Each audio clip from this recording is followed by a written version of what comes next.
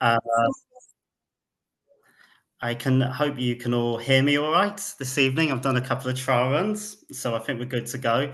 I just asked everybody to put their mics on mute just while I'm doing the tasting there. It'd be better for everybody. Um, I think a few more people just come in now to join us. Okay, right, let's kick off.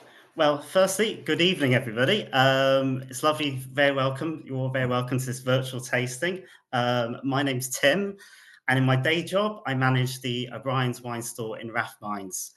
I've done a lot of tastings over the last few years, I have to say, but this is my first online virtual tasting.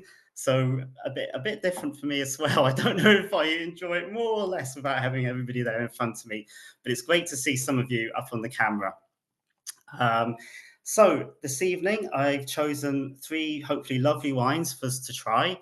They ended up all being Spanish wines, and I didn't mean to do that. I just wanted to choose three lovely classic wines to enjoy over the festive season for us.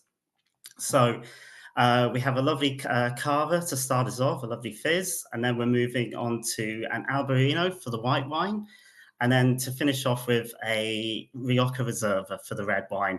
So all three very popular styles of wine at the moment in Ireland.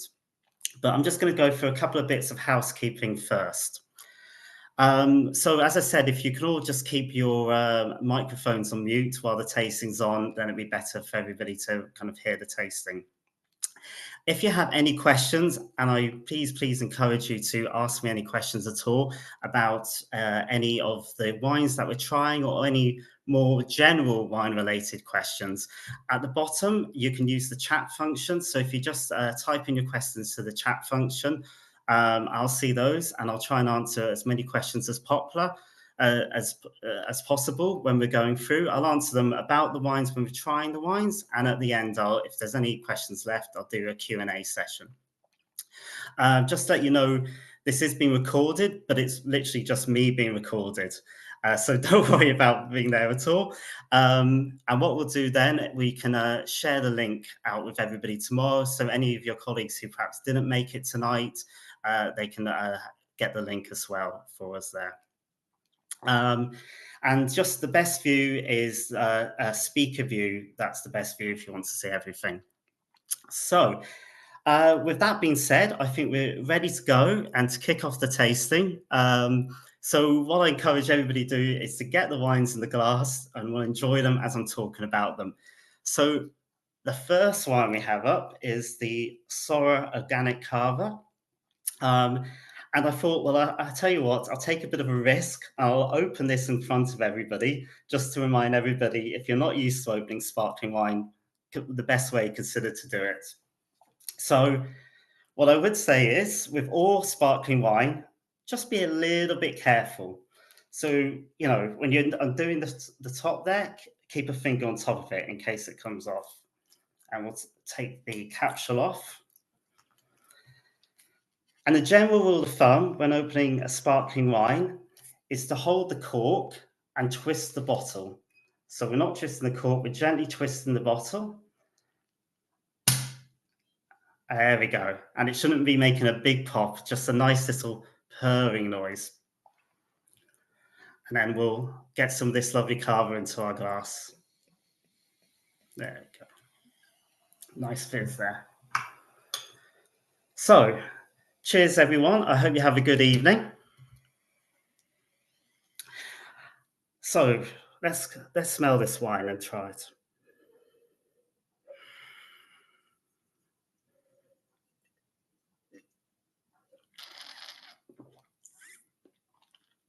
Oh, excellent. So, a couple of things to say. The first thing you may have noticed is I'm not actually using a sparkling wine flute for this wine. I'm actually using a full wine glass. And increasingly over the last few years, we've kind of seen more and more kind of popularity in serving sparkling wine in wine glasses. And part of this, of course, is lovely though a sparkling wine is for an aperitif, for a celebration. Nowadays, more often than not, we're also talking about matching sparkling wine with food. And of course, if you're serving food, a nice dinner, a decent wine glass is the way to start. Okay, A little about this wine, this Cava. So Cava comes from Catalonia in Spain. It comes from a wine region called Penedès, and it's definitely increased in popularity over the last few years. I think maybe a move away from Prosecco into maybe something a little drier in style, a little more serious, a little more something that's good with food. And a couple of bits about Cava, generally speaking, in terms of what grapes that this made from, this wine is made from grapes called Macabeo, Parellada, and Xarello. Maybe three grapes you haven't particularly ever heard of before.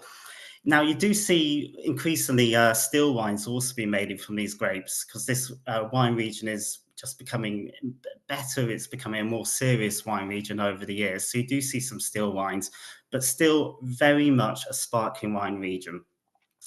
So what are we looking for in a lovely light sparkling wine? It's vivacious. It's got lovely fresh fruits, nice, gorgeous apple and pear characters going on.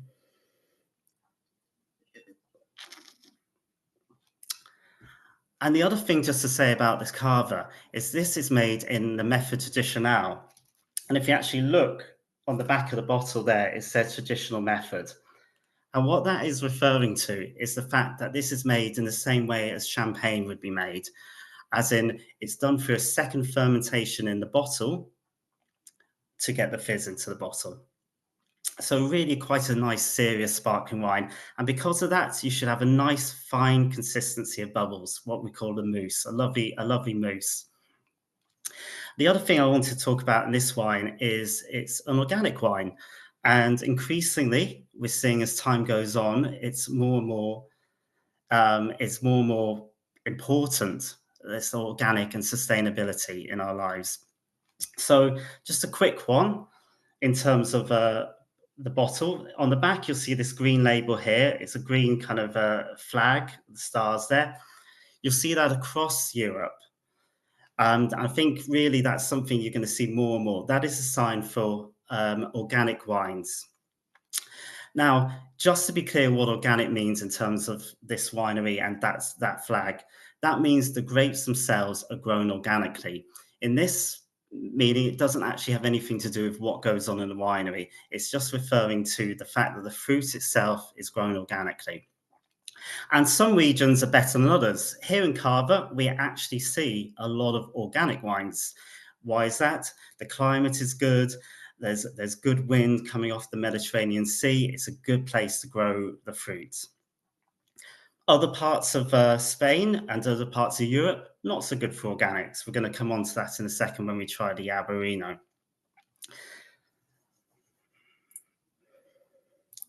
So, as I mentioned before, I'm serving this in a nice wine glass. So traditionally, obviously, we kind of thought, sparkling wines, we just have them when we're there with our cocktails. We have them there as a bit of a toast. But I think it's really important to say, like nowadays, they really are looking forward to like matching these wines up with food. So a couple of things I'd like to say about sparkling wine. Where do we go with food matching? Well, I mean, I think the classics this time of year is like smoked salmon, little kind of canapes that you'd have. But also in Spain, they would quite often serve sparkling wine at the end of the meal, maybe with some cheese. So if you have a nice, like hard cheese, like a manchego, that would work really nicely with sparkling wine as well. And as I said, really a growing popularity of Cava at the moment. You know, people are looking for nice, drier, elegant styles of sparkling wine, but perhaps without going through the situation of spending the money on like champagne. I mean, champagne has really increased dramatically in price over the last few years. But this Cava offers something that's maybe a little better value for money for everyday drinking. So I said, I really enjoy this wine. It's bright, it's vivacious, it's a lovely organic wine if you're serving it for people. Nice pear fruits, nice apple fruit characters. And I think really with all the festivities coming up soon, you'd agree that absolutely you need like a sparkling wine kind of to start off the evening. Or actually, as I said, for me, I really like to end the evening with it. So I don't know if anybody's got any questions specifically there about this sparkling wine at all. But I said just a few things to remember. It's the traditional. Oh, I've got a question here actually. How much is it? Comes in about 20 euros at the moment. Occasionally we would see it on special offer, so always worth keeping an eye out for. So traditional method, so fully sparkling like champagne is. And the difference of that is if you buy maybe some Prosecco's, you'd see some in screw tops. This is a cork, and if it's a cork, it means it's a fully sparkling wine. So that's why you get those really fine, neat bubbles. They should have a really good length to it. I said organic, something we want to continue to highlight, something that's very important for us. And then just to say again, think about it for food matching. Okay, a couple of questions there. What is the best meal dish to serve this with? I mean, I really do think it's got to be done with those light kind of fish dishes. I said smoked salmon's got to be a classic. But if I was serving maybe like a nice crab salad starter, think how nice that would be at lunchtime. Would you recommend using it in a cocktail? Oh yeah, well, absolutely. I mean, sparkling wine cocktails are all on the go at the moment. Yeah, I mean, absolutely. I mean, you probably don't need to open up your finest champagne if you're making a fizzy wine cocktail.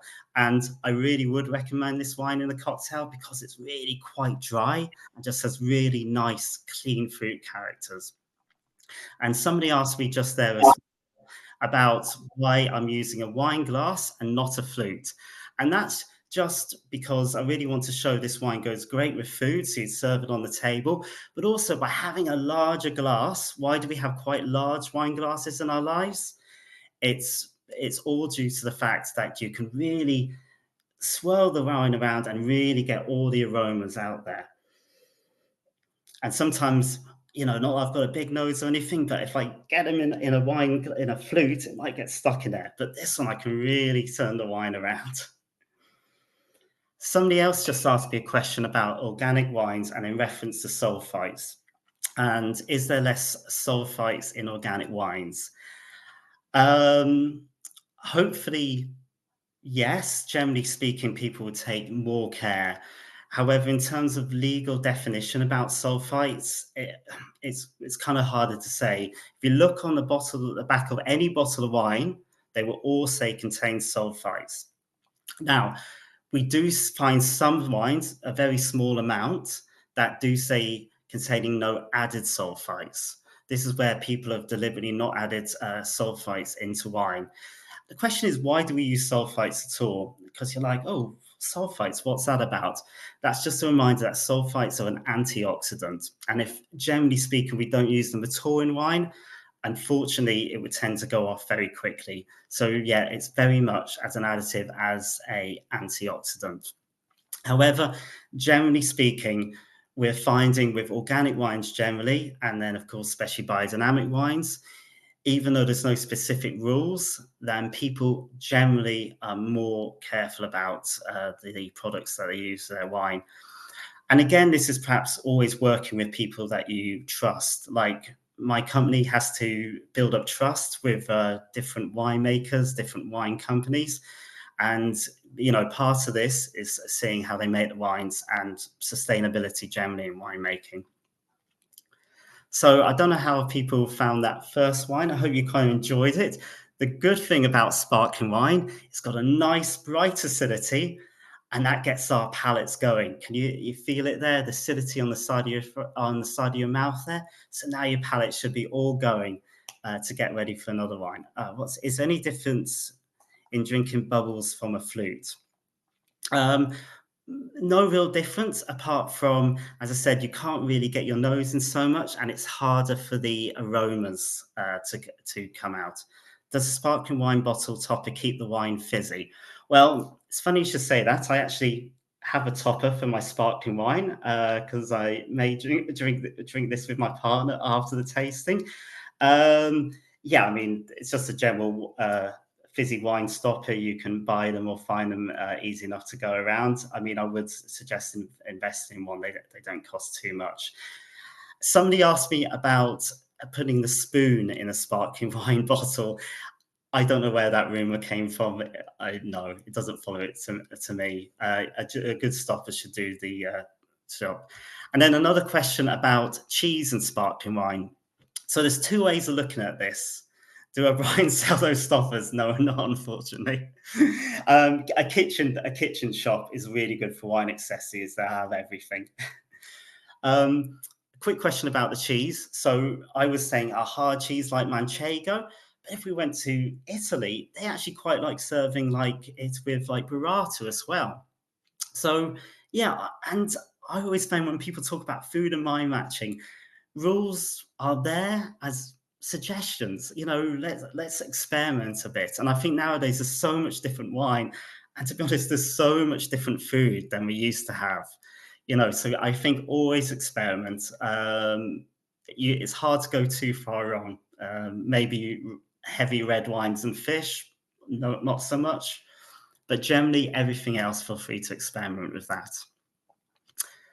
Right, now we tried the sparkling, and hopefully your taste buds are going. You're loving the lovely acidity on the sparkling wine, and that's why we start with sparkling wine to get our taste buds flowing. We might talk about the Albarino we have coming up next. So here we go. So this is the Lagar de Costa Albarino. So we'll get it in our glasses there.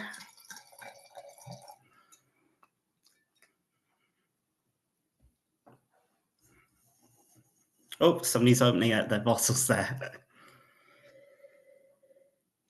Great. So I'll just talk a little bit about Albarino, where it's from, and why is it gaining in popularity. So when I first started in the wine trade over 20 years ago, Albarino was hardly heard of. Nobody in the UK, nobody in Ireland really knew about Albarino. It was a white wine that was from Spain, but it was very much a white wine for Spanish people. And when I talk about Albarino, Albarino is the grape variety. And really, over the last 20 years, it's just exploded in popularity. Like nowadays, everybody really has heard of Albarino, the grape variety. So, what is Albarino? Well, very simply, it's the top white wine grape from Galicia in northern Spain. And really, when we're talking about the heartland of Albarino, we're talking about an area called the Rias Baixas. That's the coastal area, about an hour or so south of Santiago de Compostela. And when I say coastal, I really mean coastal. The vineyards are all along the little kind of coves. Some of them pretty much touch the beaches. And for a very, very long time, these were small holdings. It was what the local people were very much growing and drinking for themselves. And why white wine so much in this region? Well, this is green Spain. What do I mean by that? I mean, this is where you go on holiday, and unfortunately, it might just rain on you a lot. In fact, many areas of Galicia actually have high rainfall than Dublin does, which is quite extraordinary. But if you go there across the year, you'll see why. And because of that, this region is what we'd call quite a cool climate. It has mild enough winters, but it never really gets the extreme heat of the rest of Spain. And because these Albarino vineyards tend to be very much on the coast and in an area called the Salnes Valley, they get the cool climate literally blowing in off the Atlantic, because we're really very much on the Atlantic coast here. So a little bit about Lagar de Costa. I was very keen on choosing this wine. I have a real soft spot for it. When was it? About two years ago now. I was on holiday in Galicia, and I spent a lovely, lovely day in Lagar de Costa. It's a family-owned winery, and the winemaker is Sonia Costa. Her brother is the viticulturist in the vineyards, and her parents still hang around quite a bit. They're not quite willing to let it all go yet, but it's a real family winery. And unfortunately, it was a green Spain day. For the first 3 or 4 hours of the visit, it was very, very wet. So we got to see the beautiful vineyards in the four-wheel drive, hurtling around in the rain. However, when the sun comes out, It's a beautiful scene. The vineyards literally touch the beach. The nearest town is Cambados. If you ever head to Galicia, it's well worth a visit. It's a beautiful wine town and it's literally surrounded by vineyards. So that's a bit about the background of Albarino. It comes from the Rias Baxus and it's just increased incredibly in popularity over the last 20 years. And of course, why has it become so popular? Why do people now ask for Albarino? Well, I think for us, it's possibly a good alternative to Sauvignon Blanc. For instance, we find it doesn't really tend to use oak at all. That would be very unusual. So it's all about the fruit intensity of the wine itself. And just a little bit about this wine. She tends to age it a bit on the lees, so we get a bit of structure to the wine, we get a bit of texture. And when we talk about Albarino generally, we're very much looking for kind of almost apricotty stone fruit notes and a nice bit of citrus there. So we can try this now.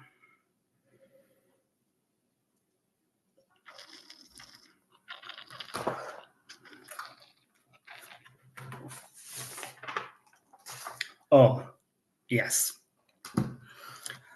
I really love this wine.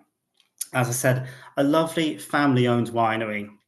Now, the previous wine was organic, and much as though we would love to have loads of like organic Albarinos on our shelves, we don't. And the reason for that is quite simple. It's going back to the climate. It's going back to the wet weather I was talking about, because unfortunately, these vineyards are susceptible to mold, they're susceptible to like mildew because of the wetness, because of all the rain. Now, they do what they can to get over this. For instance, they hang the vines very high up on big kind of pergolas. You can actually walk underneath a lot of these vines, whereas traditionally vines are much lower to the ground.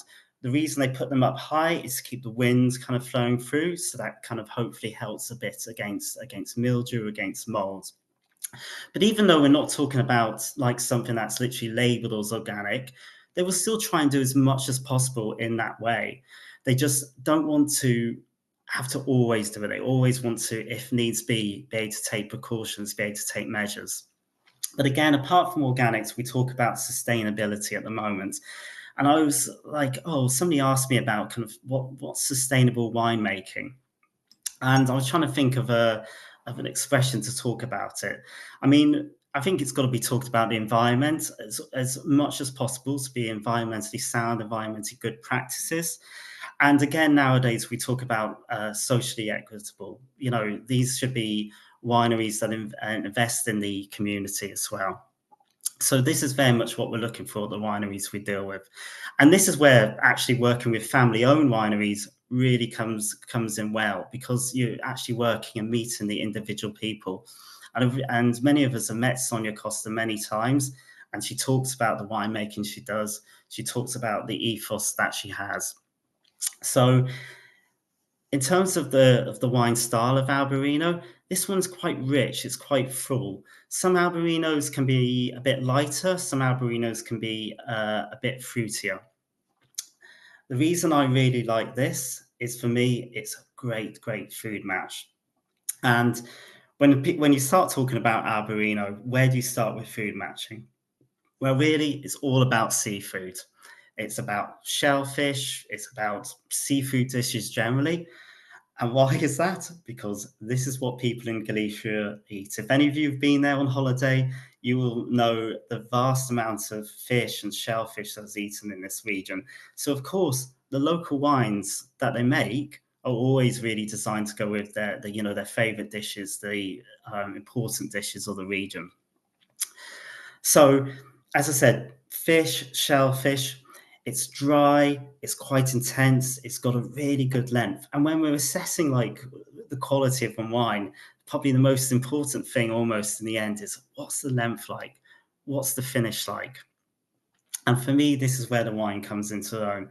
It's beautiful, long, elegant finish. And for me, very lovely fruit characters. So again, Albarino, really important, incredibly important, popular style of wines at the moment, and something that I find that people are asking for all the time. And the good thing is, if you drink Sauvignon Blanc but want to try something different, Albarino is probably a good step. It's not going to stare you too much. It's not got any big, heavy, oaky characters to worry about. And coming up to the big festivities, the big day itself, how does Albarino work really well? Well, you can start this with your smoked salmon, but you could actually carry on moving through this wine to your turkey as well, because it's actually quite rich. It's quite full. It's not too light. This would definitely stand up to kind of poultry dishes. And again, we talked about cheese on the previous one, and they would be very happy drinking Albarino with their hard cheeses. So yeah, that's the Spanish Albarino grape. So I don't know if anybody's got any thoughts or any questions about Albarino. Is it sacrilege to add 7-Up to white wine? Yes, it is. You will immediately be shot, especially this wine.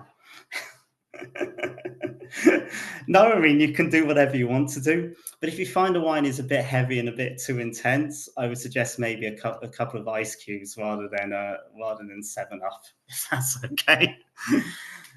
Very nice wine. How much is it? It's actually on promotion at the moment, that's the other reason I was really keen. It's actually $16.95 and will be that until the 1st of January.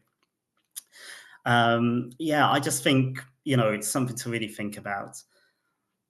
How long will the 3 wines last once open? I know, I was considering that as well tonight. Obviously, if you're going to drink one of them, drink your sparkling wine this evening. However, what I would say is I will put the cork in the Albarino and the Rioja, and obviously put the Albarino back in the fridge because you should be serving it chilled, of course, and that will last a good couple of days. In fact, the same with the Rioja as well. Put your cork back into it, and really you can be drinking, the still wines through to Saturday with no issues at all. And then it's a good wine for white sangria. Oh, I would say this is a little too nice for white sangria. I think you just need something a little bit fruitier, perhaps, to drink with your sangria. Thoughts adding ice cubes to white wine? Well, if you really need to. However, maybe in a hot summer's day, if that ever happens in Ireland. And there's another question here, the difference between it and Sauvignon Blanc. Okay, if I was to sum up one thing, the difference between Albarino and Sauvignon Blanc, I think you find Albarino perhaps fruitier. Not fruitier, the Sauvignon Blanc fruitier. The Albarino doesn't tend to have quite so much citrus in it. It's more kind of stone fruit flavors. But yeah, probably the Sauvignon Blanc tends to be a little bit fruitier in style. And I said, I think the real important thing to think about Albarino is really what a good food match it will be. As I said, your seafood potentially through to your turkey, as well as this kind of time of year. But what I would say is, if you're not used to drinking Albarino, it's well worth giving them a go. I said, I think this one is a particularly good example, the Larga da Costa. I said, small and family run. It's well worth a shot. Does anybody have any more questions about Albarino? Cool. How does it compare to Pinot Grigio? Well, the one thing I would say about Pinot Grigio is most of the time it's a very light style of wine. It's a little lighter in alcohol. It's just for something nice and easy drinking. This I would hope you'd find is more textured and perhaps more kind of elegant fruit characters and really quite a good length to it. And just to bear in mind as well, like all white wines, when we're talking about serving it, decent wine glass, and you can serve Albarino quite well chilled. It's got no oak or anything, so nicely chilled at this time of year. Cool, how are we doing? Excellent. So we can maybe move on to the Rioja. And what have we got? Here we are. So Barissa Reserva Rioja. So why did I choose a Rioja at this time of year? Rioja is incredibly popular in Ireland in the wintertime. I think as a red wine style, it's probably really the most popular style of wine that we make. So just a couple of bits I wanted to talk about Rioja generally. So where is Rioja? Northern Spain, the capital city of La Rioja is Logroño, and it's actually really quite a big vineyard area. Like there's a lot of Rioja made, and they come in lots of different styles, like everything from Rioja Joven, which is the light young style of Rioja. But really, the most popular style of Rioja that we have here in Ireland that we enjoy drinking is Rioja Reserva. So, what's a good red wine for not making you sleepy? Well, that's a good question. Well, sometimes what's a good wine? Okay, I'll come back to that one anyway. Um, so Rioja Reserva, really, really popular in Ireland at the moment. So just to say what a reserve actually means on the label, if you go to lots of parts of the world, if you go to South America, for instance, you see reserve on the label, it doesn't actually really mean anything legally. But here in the EU, Reserva and Rioja means something. It means it's got to be aged for at least 3 years, and at least 1 year of that has to be in oak barriques, and then the other 2 years can be in the bottle. So what's the advantage of that for us? Well, the good thing about Rioja is they've done quite a lot of the aging for you.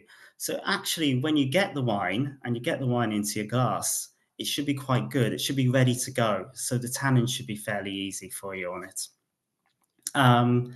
So that's what I.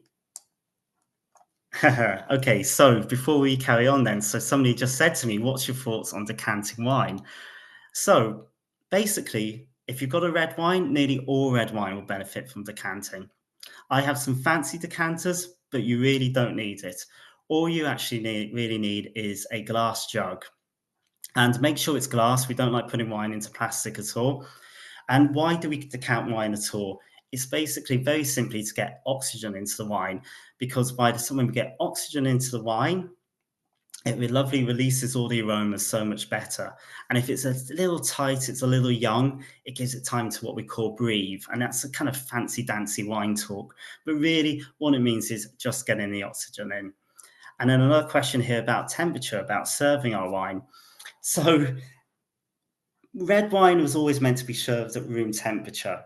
But of course, what is room temperature? Is room temperature like 16, 17 degrees? Or is room temperature, well, I don't know, I've got my radiator on behind me. It's a cold evening. Is room temperature 20 degrees? So I would say, generally speaking, for red wine, really kind of that 17, 18 degrees. And I've seen in the past people saying, "Oh, I'll put the red wine by the radiator. Oh, I'll put it by the fireplace." Don't. 17, 18 degrees is a nice temperature to serve your red wine at, even in the winter time. And in fact, of course, when we get to the summertime now, we even talk about chilling the red wines a little bit to keep it a bit fresh. We don't want the red wine served too hot. So again, going back to serving your red wine generally, decant if you have a glass jug or decanter, decent wine glass, and about kind of 18 degrees, just general standard room temperature. So yeah, Rioja Reserva, and this one here is called Barissa. And Barissa is actually made by a company that we've got lots of dealings with called Bodegas Riojanas. And they are based in a small town, or kind of a village called Chinchero, which is about half an hour's drive from Logroño. But it's really in the heartland of Rioja, surrounded by all the vineyards that they have. Talking of vineyards, really, red Rioja is predominantly made from one grape, and that's a grape called Tempranillo. You don't tend to see it in many other places around the world, but really that is the big grape that is grown in Rioja. And as I said, Rioja is a big region. And I'm sure when you look at the shelves of a wine in a supermarket or a wine shop, you're like, oh, there's so many different Rioja Reservas. So it's very much finding maybe a style that you like. And why do people like Rioja? Well, it tends to be medium to full-bodied. Because it's aged in oak, it tends to have some nice spicy vanilla characters. So we'll try this red wine here, the Barissa Reserva, which I have one in my glass ready to go.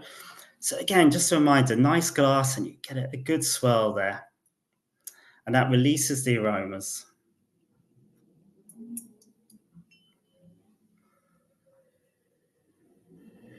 A good sniff.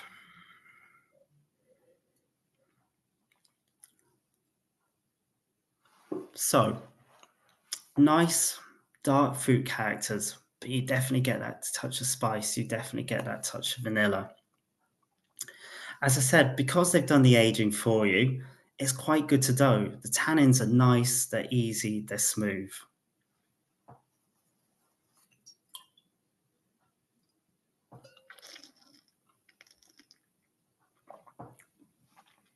So, this wine was made as an anniversary bottle by Bodegas Riojanas.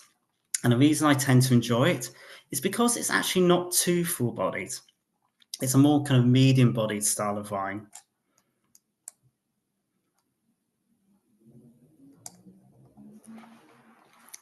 I really enjoy this because it's a great food match because of that. And people say, "Oh, what can you put food with it and everything like that?" Rioja is so versatile. So we love it with roast lamb. We love it with beef dishes, and it just is a great with grilled meats. Like really in the summertime, we have this with our barbecue. At this time of year, we can put it with like a stew or a beef bourguignon. We love it with our lamb cutlets. We love it with our leg of lamb. I wouldn't necessarily have it with my turkey, but I know a lot of people really enjoy it with turkey as well. I've got a questions here. What are tannins? And very similar to that, a question about dryness. Does it taste dry? Well, tannins are really important. Tannins are what gives structure to the red wine. The tannins come from the grape skins. So the grape skins give color, and they give the tannins as well. So it's really got it gives structure. And what gives red wine the ability to age. And yeah, the dryness is there on the side of the fruit, on the side of your mouth. And why do we like that? Because that's what makes it match so well with food. Because when you have especially proteins, so like meats or cheese with the tannins fade, the tannins integrate really well. So yeah, if you're not used to drinking red wine so much, you might feel this one's a little drier than you're used to in terms of style. So I said Rioja Reserva so popular at this time of year. So I think if you want a good all-rounder red wine, a good Rioja Reserva suits people really well. And I think why do people in Ireland especially enjoy it? It's just something that really suits us. Medium to full-bodied, lovely fruit flavors. Just a really good style of wine for drinking at the moment. So I said this one, the Barissa, was made as an anniversary bottle. We got it in as a once-off. And then it was just like, no, this is selling really well. People are really enjoying this one. So it's come part of our kind of main lines now. Just something that, we just enjoy as a style of wine. So if you ever go to Rioja, it's easy enough to get there. You fly into Bilbao, it's about an hour or so from there. And, stay in Negroni, visit some of the lovely vineyards from that area. And I think, it's always worth kind of like saying when I'm choosing wines, it's like so much nicer when you can visit these places and see them. And especially Rioja is really well set up for visitors. So if you do want to go to, a wine region for a weekend, I would really kind of suggest Rioja very well. Okay, let's see if we've got a couple more questions here. So again, a couple of questions about cheese and red wine. What cheese would pair well with Rioja? Generally speaking, with red wines, you really want hard cheeses. I think you'd kind of agree that soft cheeses and red wines don't tend to go. You want more kind of white wines for that. And somebody asked me, is there cinnamon on the nose there? And I think, again, that's the oak coming through. The oak very much has quite a lot of influence. we don't, when we talk about oak, we don't want to really taste the oak flavors. We want the impression of what it gives us. So that gives us a bit of vanilla characters. And in this case, when we mentioned cinnamon, that kind of like spiciness that we get. Yeah, I think maybe that's correct. A bit of cinnamon there.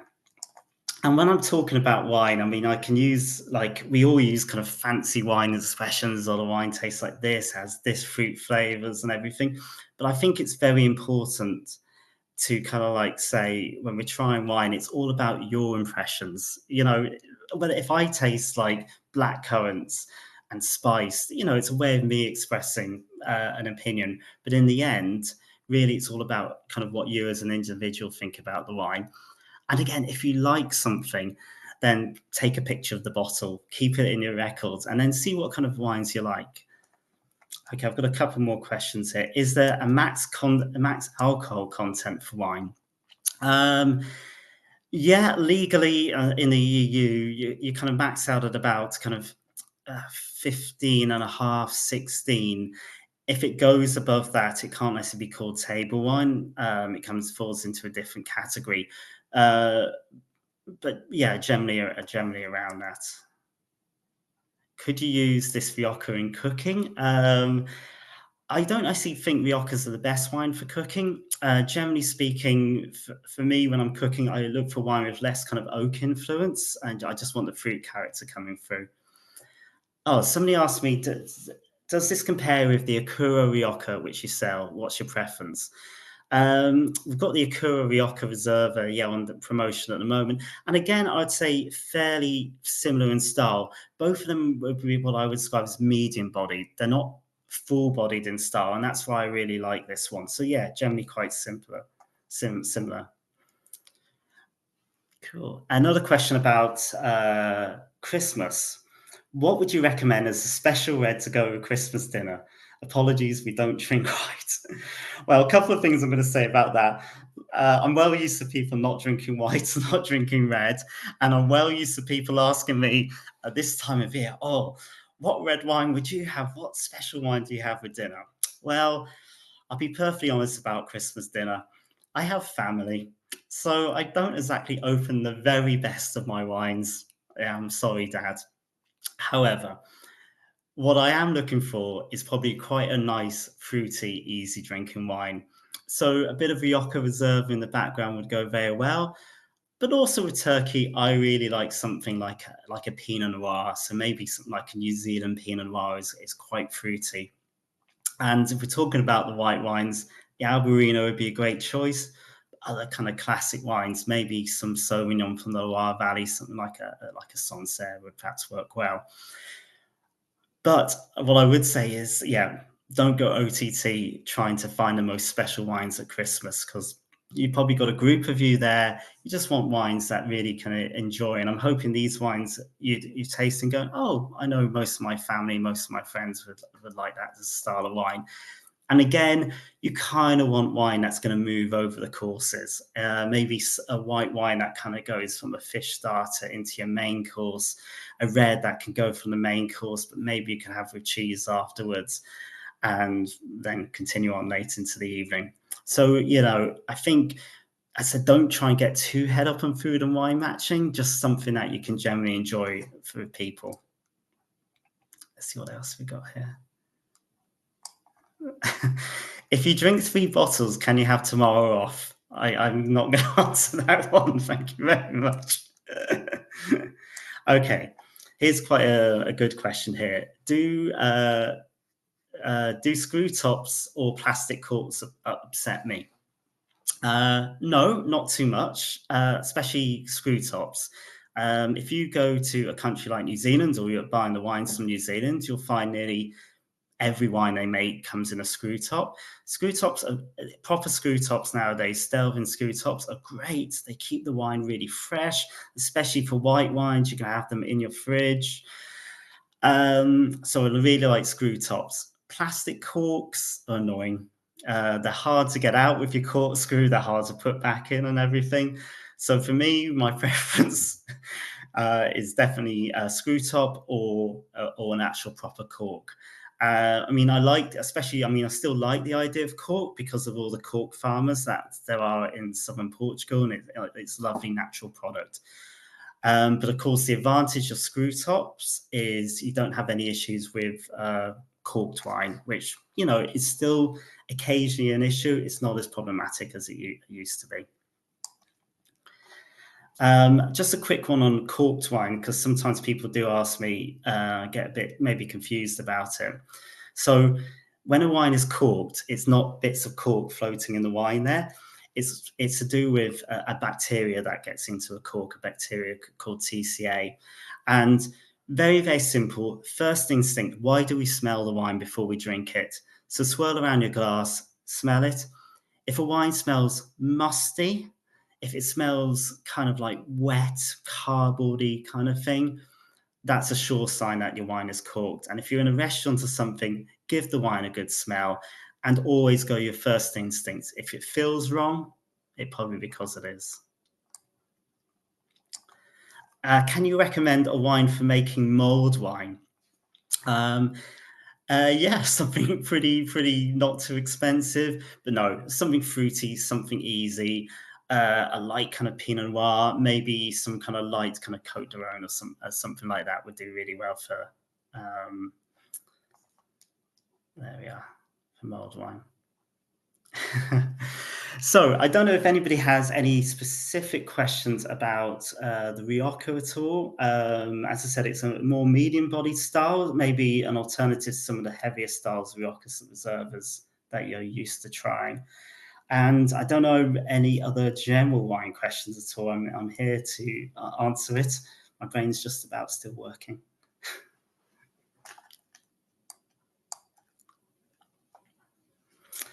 Well, a couple of bits more I'll say before we finish up at all. Oh, maybe another question there. Okay, pudding wine recommendation. I wonder if that means actual Christmas pudding. Christmas pudding is quite hard, kind of rich, full-bodied styles of fruits and spice and everything.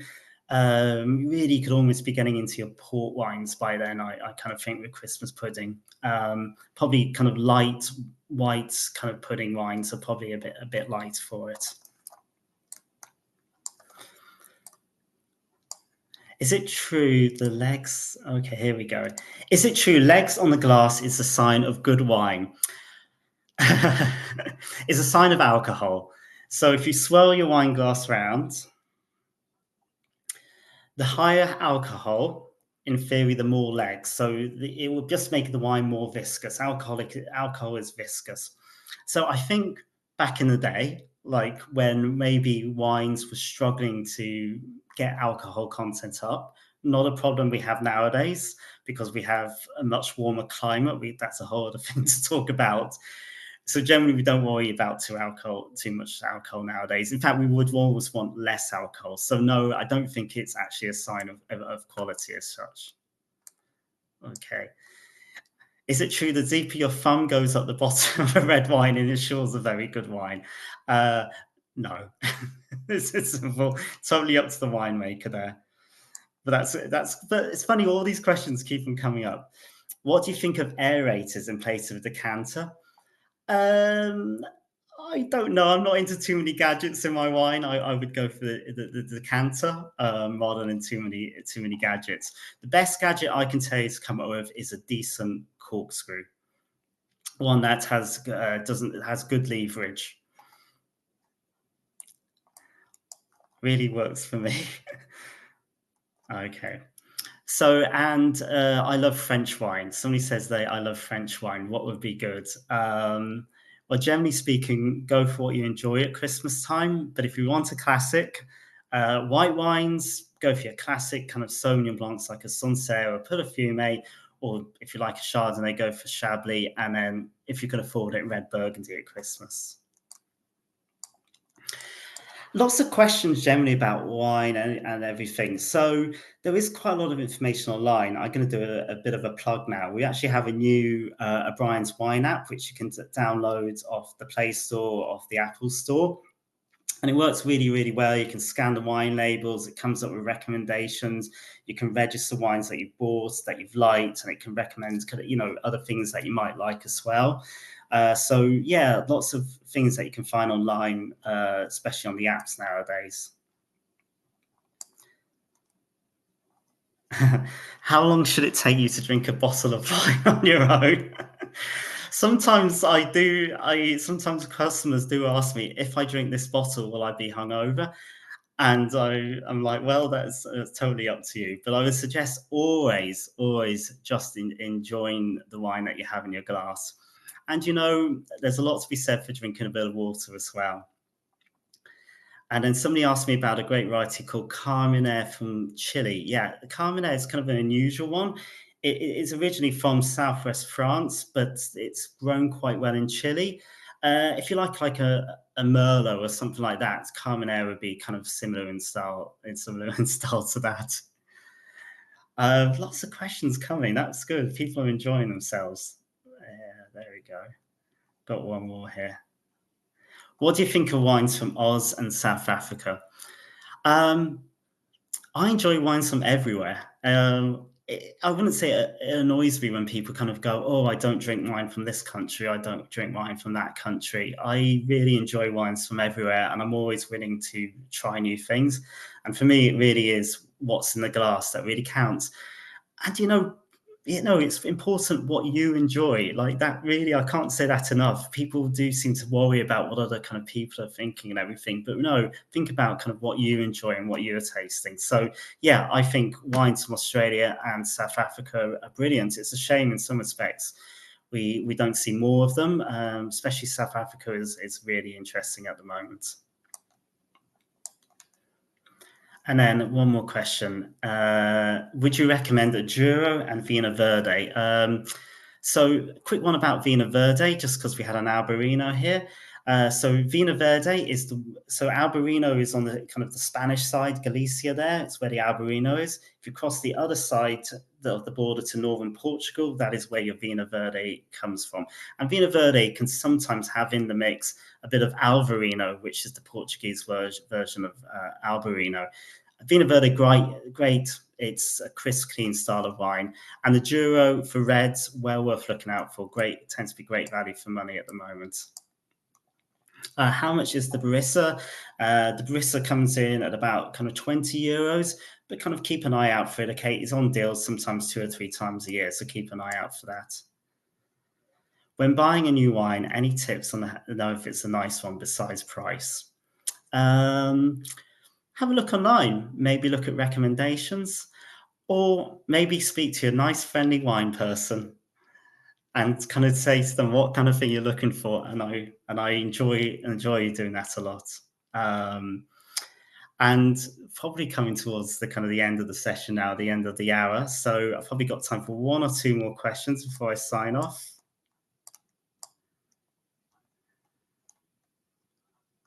Okay, here we go. Any good Italian wine you can recommend? Oh, Italy is just amazing.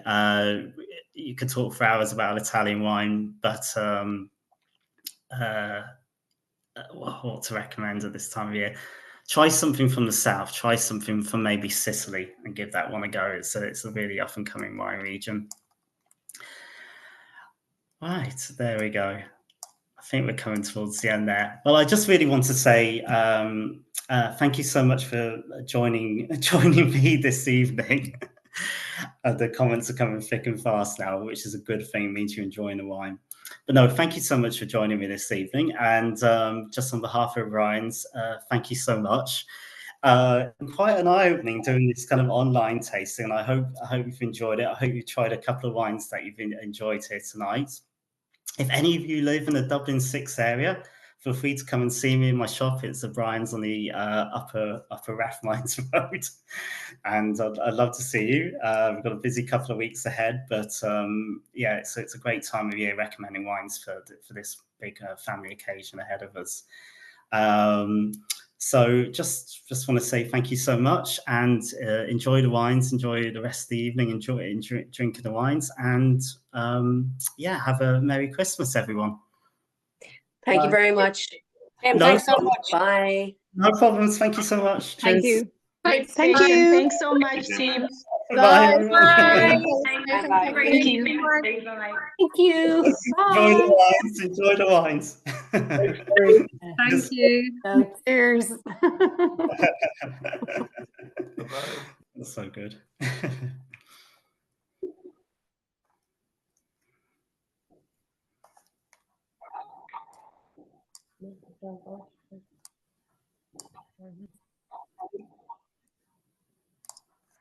Thanks very much. No problems. Thank you so much.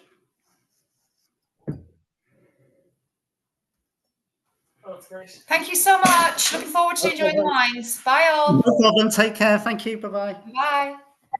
Bye. Bye-bye. Bye.